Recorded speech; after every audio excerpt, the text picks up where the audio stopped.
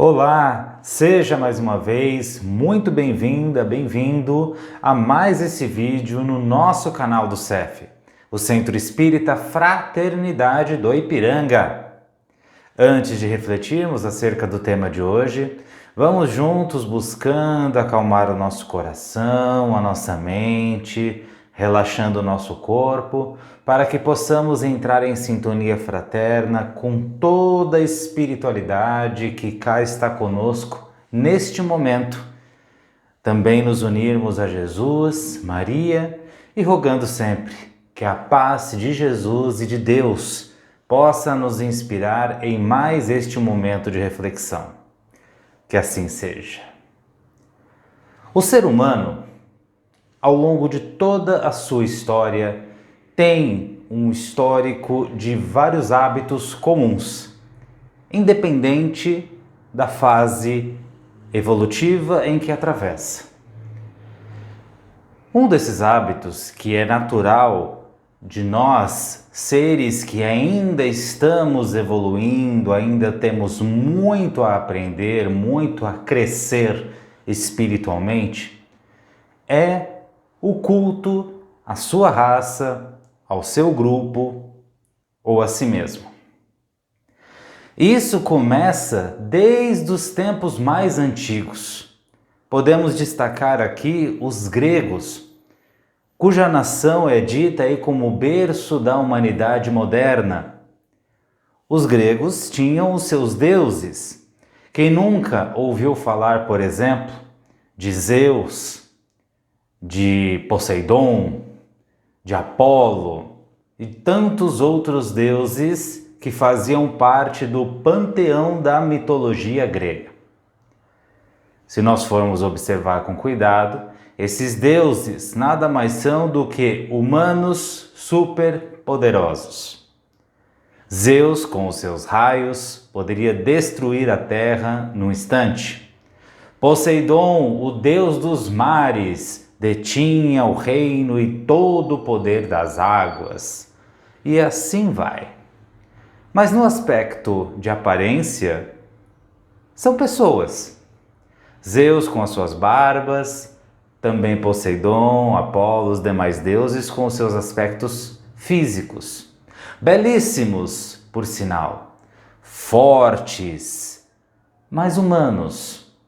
Superpoderosos. E assim também se seguiu os deuses romanos e assim por diante. Por falar em Roma, do que dizer de César, por exemplo, que inclusive colocou o seu rosto nas moedas, unindo o que ele privilegiava de maior durante o seu reinado, que é o dinheiro e a sua aparência, ou venerar a si próprio e assim por diante. Então, ao longo da história, são diversas eras em que o povo muda, em que algumas características culturais mudam, mas alguns hábitos permanecem inativos, porque não fazem parte da terra em que o grupo ocupa, tampouco da sua etnia, do seu poder de bens, de riqueza, mas sim são hábitos nativos do espírito, cuja classe ainda é espírito primitivo, em evolução.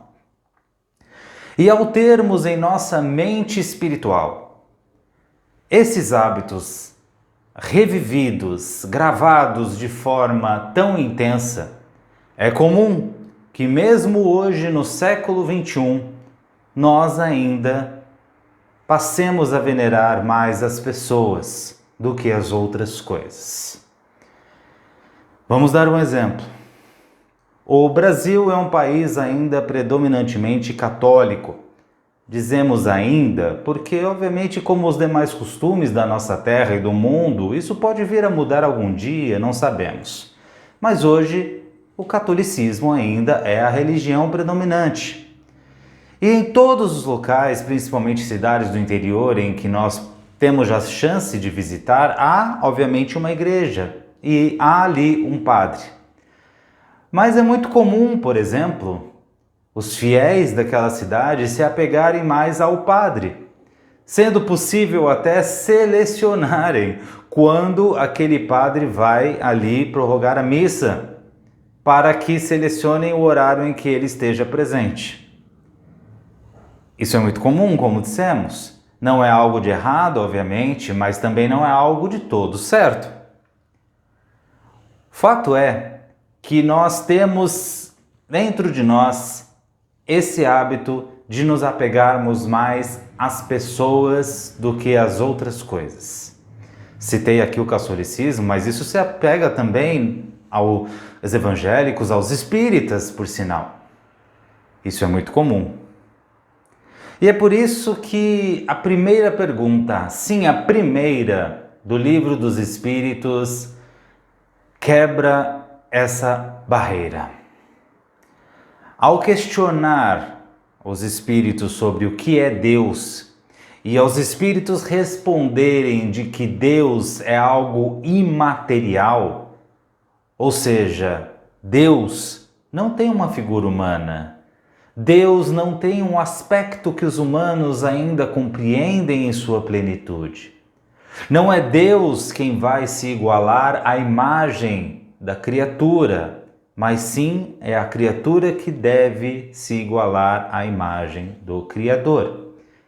Se igualar, hoje nós entendemos que é justamente buscarmos ter em nosso coração o amor que mais se aproxima do amor de Deus. Mas sabemos, obviamente, que Deus só existe um. Não porque a doutrina espírita é monoteísta, ou seja, considera apenas um Deus, mas porque com os auxílios dos espíritos, nós compreendemos que Deus é único. E se nesta pergunta e resposta do Livro dos Espíritos nós entendemos que nós devemos subir, nos escalar até Deus, nos igualarmos ao Criador na medida do possível e não o contrário, significa que nós devemos vencer esse desafio que ainda temos de buscar elevar o nosso pensamento, abstrair mais da vida que está ao nosso redor, ao invés de nos apegarmos àquilo que o nosso corpo e que os nossos sentidos físicos se apegam. E o que eu quero dizer com isso é que está na hora de nós buscarmos enxergar mais do que os olhos físicos podem ver, de ouvir mais do que os ouvidos físicos podem ouvir. Está na hora de nós buscarmos sentir mais do que os sentidos físicos podem nos prover. Está na hora de aflorar o nosso espírito frente à nossa carne, ao nosso corpo material. E isso não apenas é um estado da alma, um estado da consciência, mas também um estado mental. Abolir ou buscar abolir pouco a pouco alguns pensamentos e percepções que temos para expandir cada vez mais o nosso pensamento em prol desse Deus que é imaterial. Para sair um pouco aí do campo filosófico, vamos buscar exemplos mais práticos do que aqui nós estamos querendo abordar. Citamos, por exemplo, as religiões, inclusive o Espiritismo, a doutrina espírita. A doutrina espírita se manifesta, é ali lecionada, praticada muito por meio das casas espíritas. E é muito comum que dentro das casas espíritas nós façamos, aliás, não é comum, é normal, que nós façamos amizades, por exemplo. Que nós nos apeguemos a pessoas específicas. Que nós tenhamos um carinho fraterno por aqueles que trabalham, por aqueles que convivem conosco dentro da casa espírita. E é absolutamente normal e natural que nós façamos isso, porque nós ali estamos vivendo numa parcela da sociedade que pensa com um objetivo comum, que é justamente trabalhar e se aprofundar na doutrina espírita. Mas o que aqui nós queremos chamar a atenção neste conteúdo é o apego demasiado que nós temos naturalmente às pessoas e não às ideias. Como neste exemplo, uma vez com uma amizade fortalecida, com um grupo ali estabelecido, vários espíritos simpáticos ali trabalhando uns com os outros numa casa espírita, é normal e também comum ocorrer de quando uma pessoa, por algum motivo, sai da casa, as outras tendem a se desestimular. Tendem a, poxa, ele saiu, então não vai ficar tão legal quanto estava. Aí se porventura entra um outro voluntário ou até um dirigente no lugar naquela casa espírita, as comparações começam. Nossa, mas o anterior era mais legal. Mas o anterior era assim. Esse não faz aquilo que o outro fazia. Isso é muito mais comum do que nós imaginamos. Citamos aqui a casa espírita, mas ocorre em todos os nossos ambientes. As comparações são inevitáveis. Mas no caso da casa espírita ou do ideal religioso, por exemplo, é muito discutível que nós tenhamos esse sentimento. Justamente porque isso nos mostra que estamos valorizando o aspecto físico. Nós estamos valorizando a pessoa. Nós estamos valorizando aquele espírito especificadamente, mas não a ideia. Porque uma vez que nós colocamos comparações, uma vez que nós colocamos sentimentos com essa tônica dentro de um trabalho espírita, dentro de um trabalho assistencial, qual será a gama de pensamentos e de sentimentos que nós estamos atraindo? Nós estamos contribuindo de alguma forma para o fortalecimento do trabalho ou começando, mesmo que timidamente, a colocar todo o ambiente daquele trabalho em xeque? Ao priorizar as pessoas e não ao ideal que está sendo praticado, isso pode sim ocorrer. Numa visão mais ampla, falando de toda corrente doutrinária, de todo o ideal. É muito comum, por exemplo, quando aquele que praticava um tipo de trabalho em nome da doutrina espírita, utilizando-se de outra religião, quando aquela pessoa cai em erro, todos ao redor que são contra já aquela ideia, aproveitam esse ato, esse momento para colocar a ideia toda em xeque. Isso, vocês vão de lembrar, ocorreu recentemente com o caso do João de Deus, que era um médium de cura, praticando ali assistência espiritual, mas que teve sob si diversas denúncias de abuso extremamente graves, que foram apuradas e João de Deus foi aí condenado. Logo, muitos, e até os espíritas, colocaram em xeque justamente todo o trabalho de cura. Colocaram em xeque também todos aqueles que, incorporados, realizam trabalhos assistenciais na mesma linha. O CEF, aliás, tem esse tipo de trabalho por meio do magnetismo, sediado aí às segundas e sextas às 19 horas e também um novo dia e horário de trabalho que é às quintas-feiras às 15 horas. Logo, se nós formos nos apegar a esse tipo de fato, que é muito grave, obviamente, mas utilizarmos desse fato para questionar toda a ideia, todo o processo, toda a cadeia, nós podemos sim cair em erro. É a mesma coisa, por exemplo, de nós nos aproveitarmos de alguma forma dos casos que infelizmente ocorreram de abuso sexual, inclusive infantil, pedofilia, no meio da Igreja Católica para condenarmos todo o catolicismo. É o mesmo também que nós pegarmos os casos de evangélicos que infelizmente se aproveitam de fiéis para angariar cada vez mais bens terrenos para condenarmos toda a ideia evangélica. Esse generalismo não faz bem a ninguém. Mas no fundo desse generalismo há justamente a ideia da pessoa acima do ideal.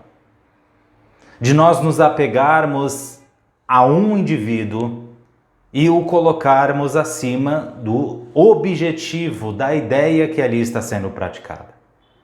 Voltando ao exemplo da casa espírita, o trabalho ali, não só obviamente da casa espírita, mas de toda a religião que adota Jesus como mestre e guia, é trabalhar para Jesus.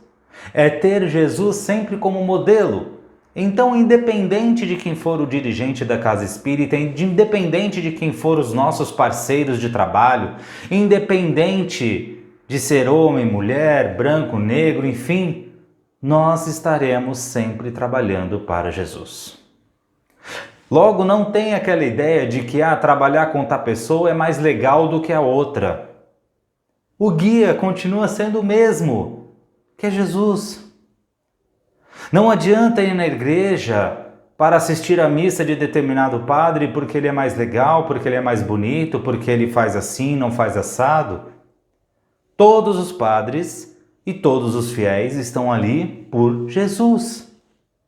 Logo, se o modelo cristão, se o guia a ser seguido no cristianismo é um só, toda a ideia da doutrina deve ser justamente centralizada nele, independente de quem esteja ao nosso lado. Concorda? Jesus, aliás, teve em seus apóstolos pescadores, pessoas da maior simplicidade possível, ignorância intelectual, ignorância moral, mas que tiveram com a passagem do Cristo pela terra a sua existência completamente modificada. Imaginem, por exemplo, se eles se incomodassem uns com os outros. Se João olhasse para Pedro e vice-versa, não gosto dele, então eu vou sair. Judas vai traiu, então eu vou sair, vou deixar de seguir de Jesus. Imagina se isso acontecesse. Imaginem se essas pessoas não tivessem Jesus realmente em seus corações. Mas isso é fácil, porque obviamente eles conviveram, eles viram os milagres de Jesus. E o que dizer de Saulo e depois Paulo, então? Imagine se Paulo tivesse se deixado desiludir pelas pessoas ao seu redor. E sim, ele foi traído, ele foi deixado, ele foi isolado. Muitos que o acompanhavam enquanto Saulo, quando houve a transformação no deserto de Damasco, deixaram ele. O isolaram, o ignoraram, passaram a justamente dizer que não o conheciam mais. Imagina se Paulo se deixasse levar pelas pessoas justamente que no início estavam com ele, mas depois deixaram para trás. Justamente porque ele tinha Jesus como meta. Então, em todo o trabalho, em toda a atividade ligada a Jesus, ligada ao bem ao próximo, que nós possamos ter esse sentimento. Não importa quem está ao nosso lado, as pessoas podem sim e devem ajudar umas às outras para fortalecer a assistência, seja ela espiritual, seja ela física, enfim. Mas qual é o objetivo do trabalho? Qual é a ideia? Estamos todos reunidos ali para quê? Se não por um objetivo maior. Não é por causa daquela pessoa, não é por causa daquele indivíduo. Basta lembrar que todos nós somos muito frágeis. De uma hora para outra, nós podemos voltar à pátria espiritual. E aí o trabalho se encerra? E aí aquela vontade de ajudar ao próximo acaba? É claro que não. A ideia deve prevalecer acima de qualquer um de nós. E qual é a ideia? Amor. Amar ao próximo como nós mesmos. Praticar o amor que Jesus nos ensinou. E essa ideia é atemporal. Essa ideia não cabe num corpo físico. Ela está no nosso espírito, sendo absorvida cada vez mais pelos nossos sentimentos. Então busquemos nos apegar menos às pessoas, menos aos parceiros de ideais, mas nos apegar mais ao objetivo, que é Jesus. Estando agora com Jesus, convido a todos a realizarmos as nossas vibrações. Por isso, fechemos os olhos e vamos mentalizando que junto de nós está o nosso anjo de guarda, está os nossos benfeitores, e a luz de Jesus faz brilhar o nosso coração em prol de todo o planeta Terra, onde nós vibramos por aqueles que estão em sofrimento, chorando, aflitos.